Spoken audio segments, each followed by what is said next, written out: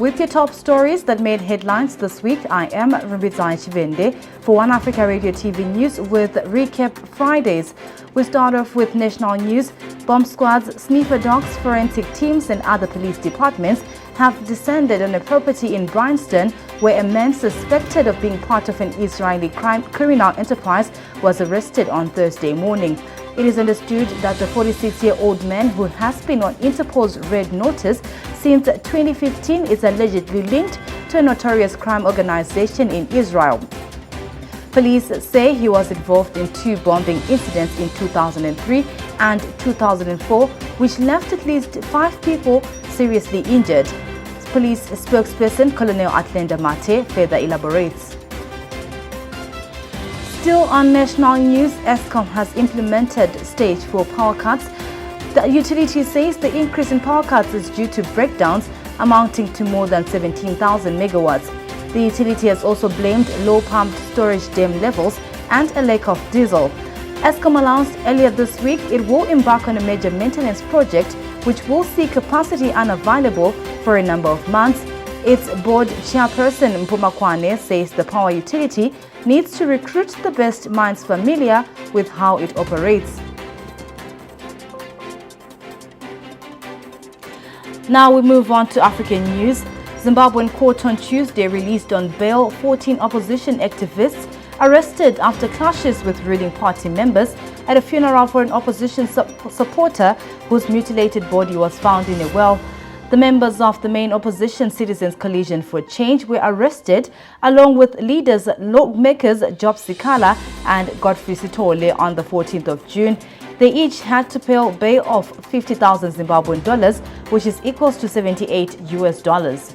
Their release came just days after a mission from the Commonwealth arrived to assess if conditions were conducive to warrant Zimbabwe's readmission into the group of mainly former British colonies.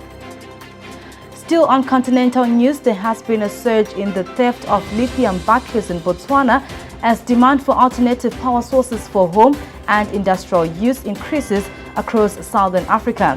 Botswana police in Tlokweng, near the country's border with South Africa, arrested 4 Zimbabwean men who were in possession of stolen batteries worth about 1.25 million rands on Tuesday. The police say the 40 batteries could have been stolen from cell phone towers. Now in Ghana, the Ghanaian government on Wednesday has warned the public against traveling to the Nigerian capital of Abuja over security concerns. A statement released by the Ministry of Foreign Affairs and Regional Integration in Ghana says the travel advisory follows its precarious situation in the capital and the subsequent directive by Nigerian local authorities to hotels operating in residential buildings to shut down.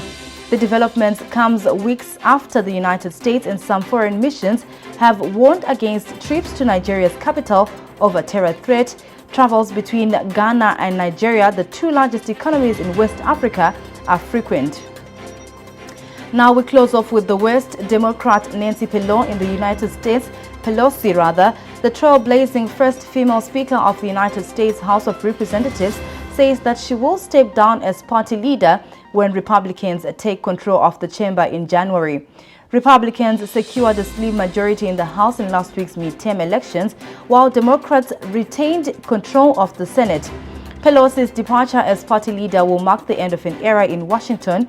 Currently second in the line of succession to President Joe Biden, Pelosi says last week that her decision on the future would be influenced by the brutal attack on her elderly husband in the run-up to the November 8 midterms.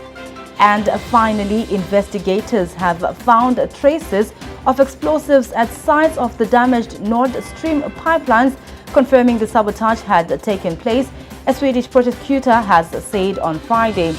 Swedish and Danish authorities are investigating 4 holes in Nord Stream 1 and 2 pipelines, which link Russia and Germany via the Baltic Sea and have become a flashpoint in the Ukrainian crisis.